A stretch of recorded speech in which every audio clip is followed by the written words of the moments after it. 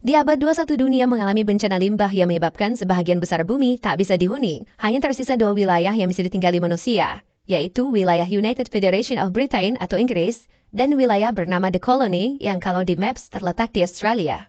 Film kemudian menunjukkan sepasang kekasih yang sedang dikejar oleh puluhan pasukan polisi. Setelah lari ke sana kemari, akhirnya mereka terjebak di sebuah ruangan. Hingga akhirnya mereka berusaha kabur melalui sebuah jendela di sana. Tapi sayangnya, pria tersebut harus tertangkap, sedangkan kekasihnya jatuh ke laut.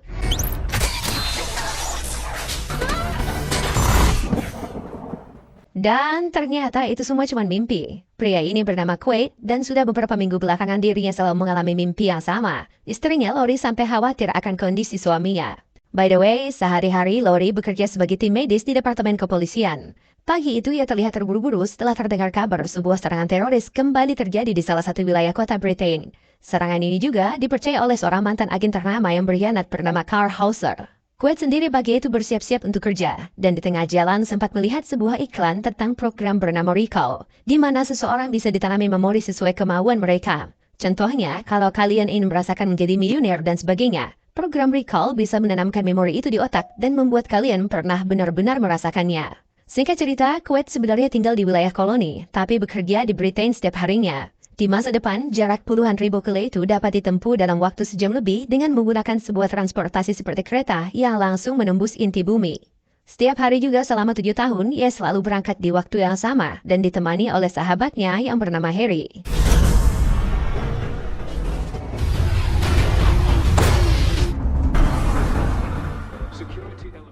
Hari itu saat bersiap-siap bekerja, Quaid yang penasaran bertanya ke sahabatnya tentang bagaimana pendapatnya soal program Recall.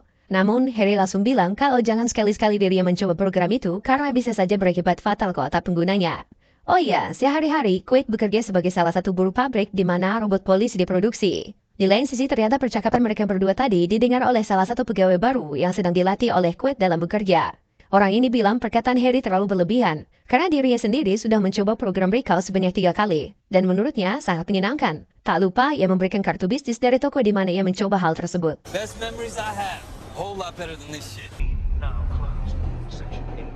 Sore itu saat perjalanan pulang dari kerjanya, Quaid semakin merasa ada yang hilang dalam hidupnya. Pas sampai rumah, istrinya terlihat sudah terlelap duluan akibat kelelahan. Akhirnya, ia pun kebar untuk minum-minum bersama Harry. Di sana, ia mulai menjelaskan kegelisahannya, di mana selama 7 tahun, ia telah melakukan hal yang sama setiap harinya. Namun, Harry menjawab kalau Quaid lah yang kurang bersyukur, di mana saat ini banyak orang yang tak bekerja, dan belum lagi, Quaid memiliki seorang istri yang terbilang sangat cantik, tapi masih juga tak puas akan kehidupannya. Di akhir pertemuan, Harry cuma bilang agar sahabatnya segera mencari solusi atas kegelisahannya sebelum dirumuskannya ke hal yang negatif.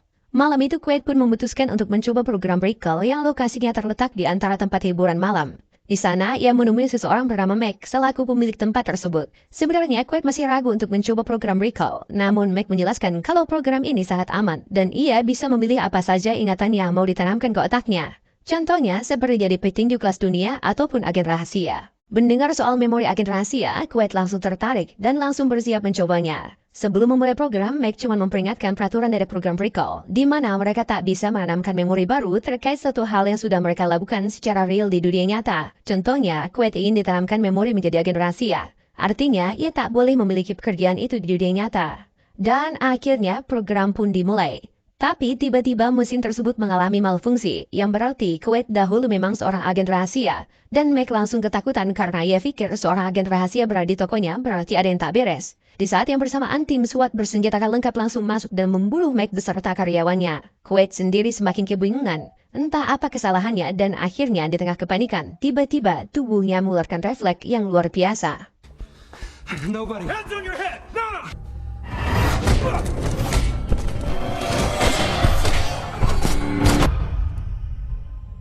Holy shit. Quaid semakin panik akan kapabilitas tubuhnya yang perasaannya tak pernah berlatih demikian. Ia segera berusaha kabur namun kembali dikepung oleh pasukan susulan. Para pasukan khusus ini mencoba menghubungi temannya yang berada dalam ruangan dan tak mengira sama sekali kalau 10 orang tim SWAT berhasil dikalahkan oleh seorang pria tak dikenal. Quaid sendiri tanpa pikir panjang langsung mengambil seluruh bom yang dibawa oleh polisi yang sudah ia kalahkan dan menyatukannya hingga menimbulkan sebuah ledakan besar.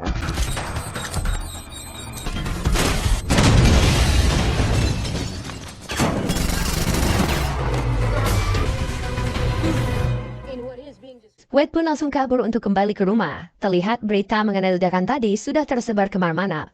Ia pun mencoba jujur ke istrinya bahwa dialah dalang di balik kejadian berita yang barusan ia tonton. Namun, Lori masih tak percaya akan cerita yang ia dengar. Bahkan setelah tahu kalau Quaid habis mencoba program recall, Lori jadinya malah mencoba meyakinkan suaminya, mungkin bukan dia yang membunuh para polisi, dan ini semua hanyalah efek dari program recall yang coba ia lakukan. Quaid pun akhirnya mulai memikirkan perkataan Lori. Tapi tiba-tiba,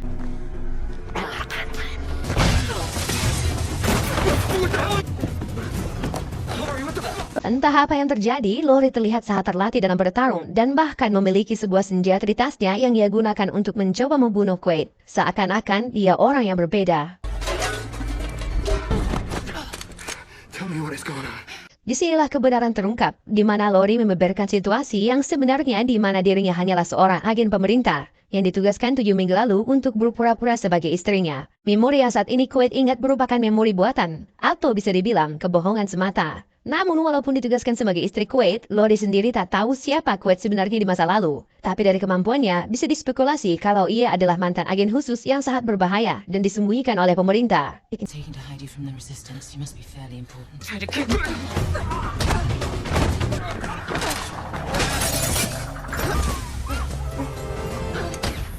Lori juga ternyata bukan seorang agen biasa, melainkan berpangkat kapten dan memimpin sebuah skuad tersendiri. Quaid berusaha kabur dari kejaran orang yang ia kira istrinya selama ini. Ia ditembak sedemikian rupa, namun untungnya sekali lagi ia berhasil kabur dari kejaran polisi.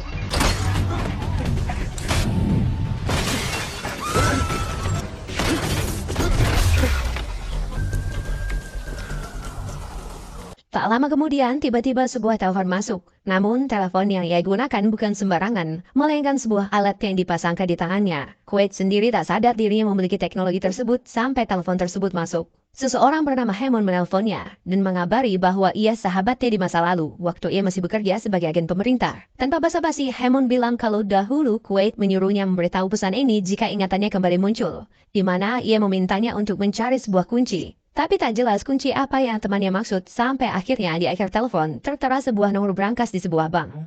By the way, HP di tangan Quaid merupakan teknologi yang tak dimiliki semua orang. Dan di lain sisi sengaja dipasang pemerintah untuk melacaknya. Makanya Quaid merubah kulitnya untuk mengeluarkan hal tersebut dari tangannya sebelum ke bank.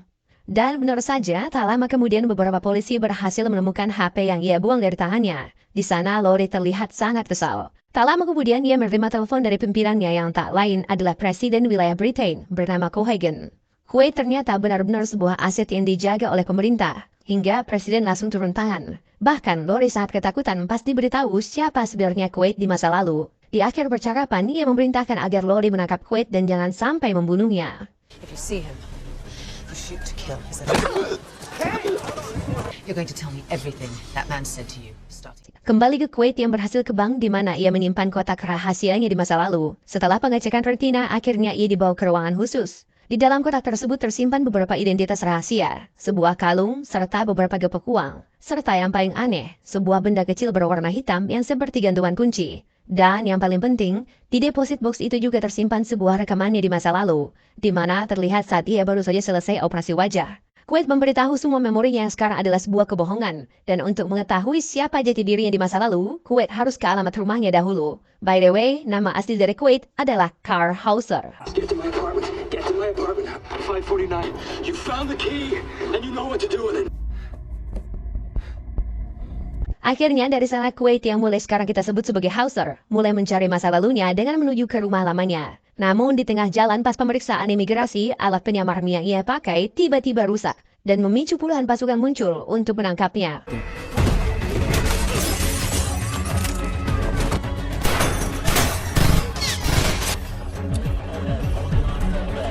Di saat dirinya terjebak, tiba-tiba seorang wanita yang selama ini ia lihat dalam mimpinya muncul dan menawarkan tumpangan. Hauser masih tak percaya ternyata mimpinya yang selama ini ia kira hanyalah hayalan, ternyata kemungkinan dari kenangan masa lalunya. Dari sana mereka dikejar puluhan mobil polisi dan pada akhirnya berhasil dikepung dari semua sisi. Di masa depan kendaraan serta pemukiman warga ada yang berada di darat maupun di udara atau melayang. Hal ini karena terbatasnya wilayah yang dapat dihuni manusia di bumi.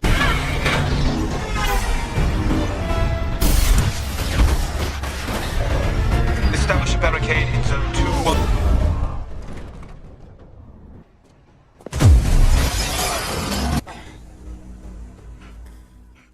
Sebenarnya, Hauser sempat ingin meninggalkan Melina, namun ia tak tega dan memutuskan untuk membawanya ikut ke rumah yang dahulu ia tinggali. Di sana ia kemudian mencoba membuka satu persatu laci maupun lemari untuk menemukan kunci yang ia maksud di pesan terakhirnya. Tapi hasilnya nihil, kecuali terdapat sebuah penyimpanan khusus di balik kaca yang berisikan senjata.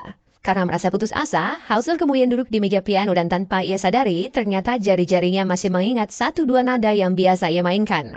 Di tengah permainan itu, ia menemukan sebuah not mati dan bentuknya percis seperti gantungan kunci yang ia ambil dari deposit box.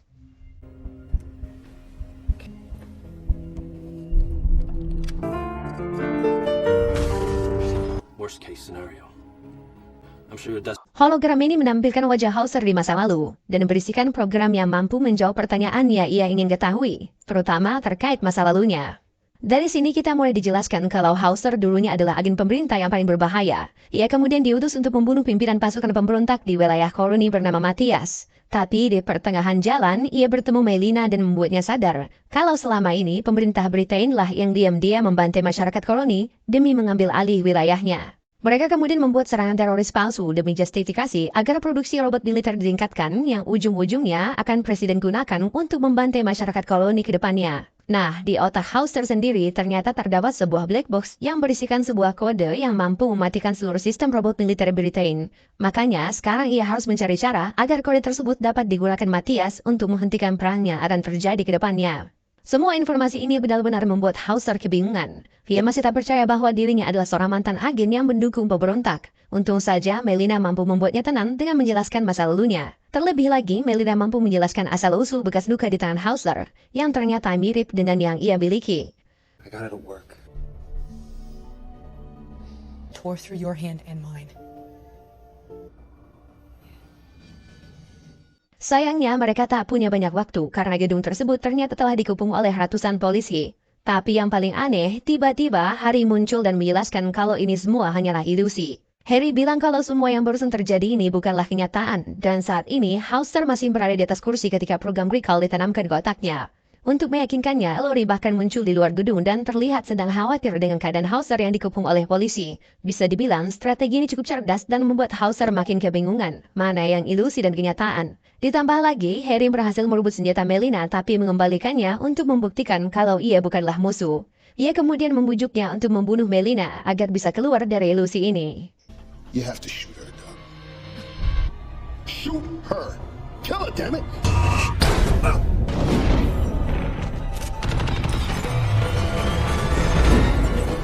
Tentu saja Lori kembali tak tinggal diam. Ia membawa beberapa robot polisi bersamanya dan berhasil menyudutkan mereka berdua. Ia sangat dendam mengingat Presiden Britain masih saja menginginkan Hauser hidup-hidup, padahal ia telah berkhianat ke negaranya. Untung saja mereka berdua berhasil kabur melalui jalur lift.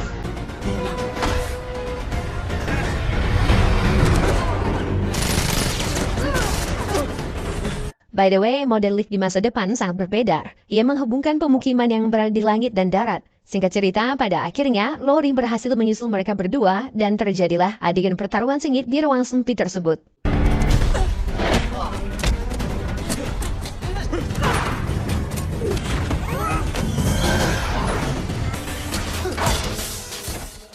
Lori sempat memasang sebuah bom di lift yang mereka naiki. Di detik-detik akhir mereka mencoba lompat ke atas sebuah lift yang lewat. Namun, ledakan bom yang cukup dahsyat hampir saja membunuh mereka berdua.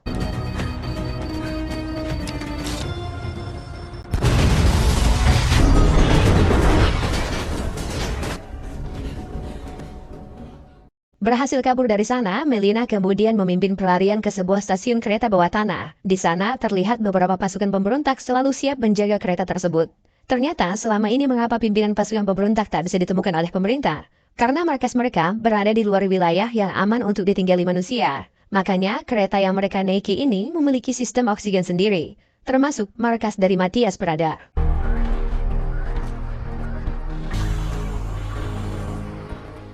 Hauser sendiri selama dalam perjalanan terlihat agak galau, karena semua orang di sana terlihat mengenalnya dengan baik, sedangkan dia bahkan belum bisa mengingat apapun terkait masa lalunya.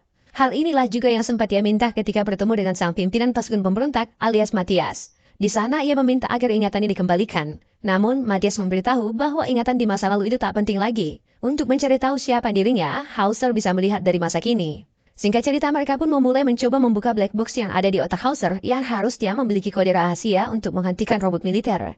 Tapi ternyata itu hanyalah jebakan yang sudah lama dipasang oleh musuh untuk menemukan lokasi Matthias.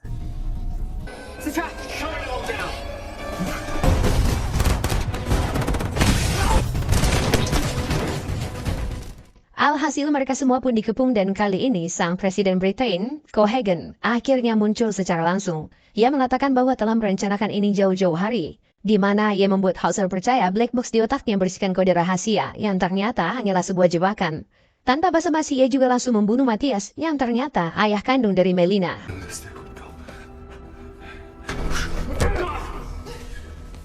Secerdas-cerdasnya Hauser, ternyata Cohagen masih memiliki planning yang lebih matang darinya. Hari di mana ia menyadari bahwa Hauser jatuh cinta dengan putri Matthias, ia pun langsung menyusun rencana yang ia percayai suatu hari akan menjadi seperti saat ini. Semua tindakan penghapusan ingatan Hauser cuma untuk satu tujuan. Singkat cerita, di akhir pertemuan, Cohagen memerintahkan anak buahnya untuk menyuntikkan memori masa lalu dari Hauser ke otaknya. Tapi itu masa di mana sebelum ia membelot ke pemerintah, yang artinya masa di mana ia masih menjadi mesin pembunuh bagi Cohagen. Sedangkan dirinya dan Lori terbang duluan ke markas untuk memimpin invasi yang sebentar lagi akan dimulai. Let her go. Let her go! I have an invasion to lead. Di saat terdesak seperti ini, untung saja salah satu pasukan yang menangkapnya ternyata adalah mantan sahabatnya bernama Hammond yang sempat kita lihat di awal film. Do me a favor, asshole.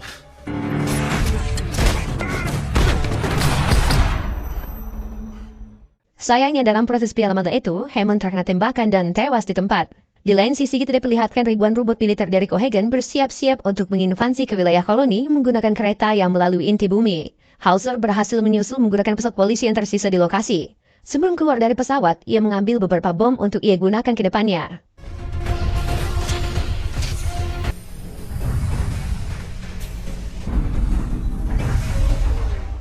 Singkat cerita, ia berhasil menyusup ke kereta cepat tersebut dan diam-diam menyelamatkan Melina yang sedang ditahan.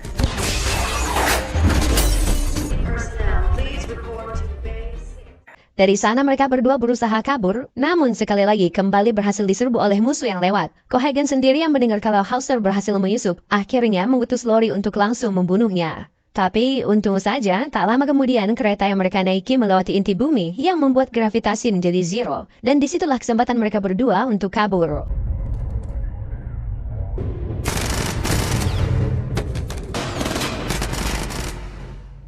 Posisi mereka yang semakin terdesak membuat Hauser memilih untuk kabur melewati dinding luar kereta yang sebenarnya sangat berbahaya. Tapi tentu saja gerak-gerik mereka juga dengan mudah dibaca oleh Cohagen yang memiliki anggota di setiap sudut. Dan pada akhirnya, begitu mereka tiba di daratan, Hauser kembali tertangkap oleh robot militer.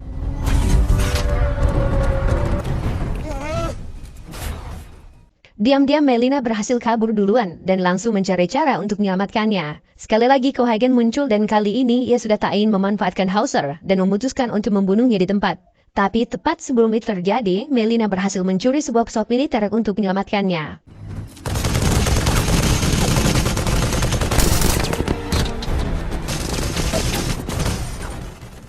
Di saat yang bersamaan, ternyata hampir seluruh sisi kereta tersebut telah dipasangi bom oleh Hauser sejak awal, yang kebetulan mengangkut hampir semua pasukan robot dari Britain.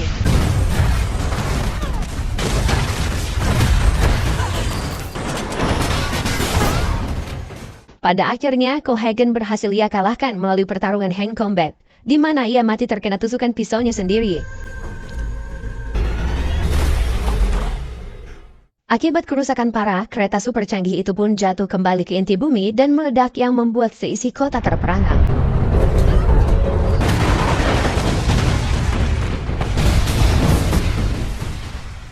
Sedangkan Hauser yang dari tadi sudah terkena beberapa tembakan peluru dan sabetan pisau, akhirnya jatuh pingsan. Saat terbangun, dirinya telah dirawat dan Melina langsung menyapanya. Tapi tiba-tiba Hauser sadar kalau Melina yang ia kenal harusnya memiliki bekas luka di tangannya. Dan benar saja, itu ternyata Lori yang berhasil selamat dari ledakan tadi dan berusaha membunuhnya.